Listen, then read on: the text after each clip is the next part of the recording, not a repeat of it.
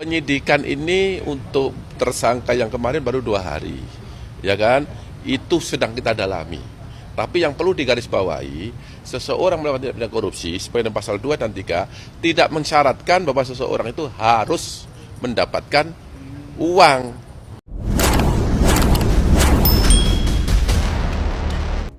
Halo guys, assalamualaikum warahmatullahi wabarakatuh. Masih dalam diskusi Tom Lembong.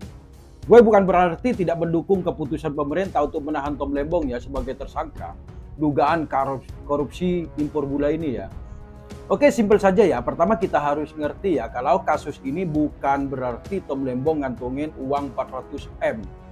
Tapi 400M itu merupakan kerugian negara yang seharusnya BUMN dapat 400M itu ya. Tom Lembong malah memberikan kesempatan impor gula ini kepada swasta, bukan kepada BUMN, yang pada akhirnya menyebabkan kerugian sebesar 400M. Kalau kita lihat di KBBI ataupun undang-undang anti korupsi itu perbuatan melanggar hukum yang merugikan keuangan dan perekonomian negara demi memperkaya diri sendiri. Ingat ya, demi memperkaya diri sendiri.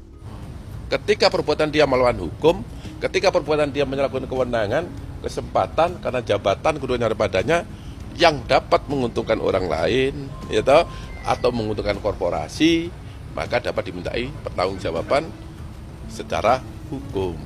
Sedangkan dari keterangan Kejagung yang paling terakhir ya, pihak mereka itu belum menemukan adanya aliran dana yang masuk ke kantong pribadi Tom Lembong.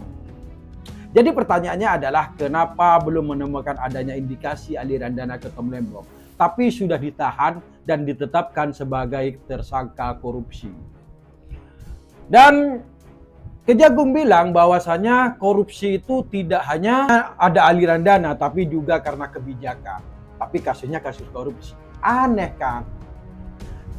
Yang kedua adalah di periode 2015 sampai 2024 ada 5 menteri loh perdagangan yang menjabat. Ya salah satunya yaitu Lembong ini.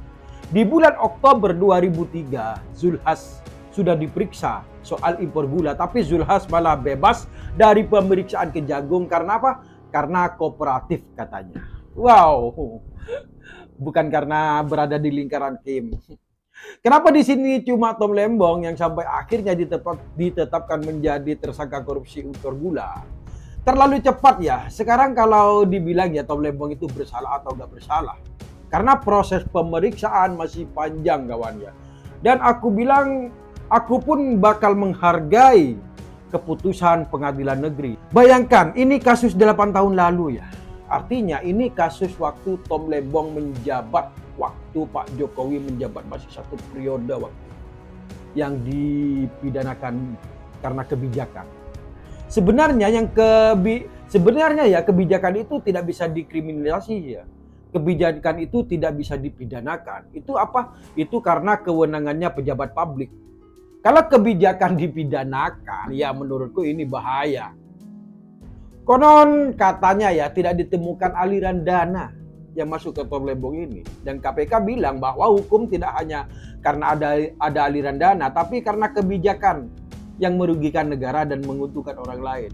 Ya nggak bisa gitu dong. Seharusnya kalau kebijakan dikriminalisasi karena merugikan negara, seharusnya pemindahan IKN itu juga merugikan negara. Seharusnya itu juga diusut dong. Jadi ke depannya tidak ada orang yang berani menjadi pejabat publik ntar kalau digitukan semua. Karena kalau kebijakan-kebijakan menjadi dasar pemidanaan, semua pejabat publik itu semua keliru. Ya itu bisa dipidana semua itu para pejabat itu.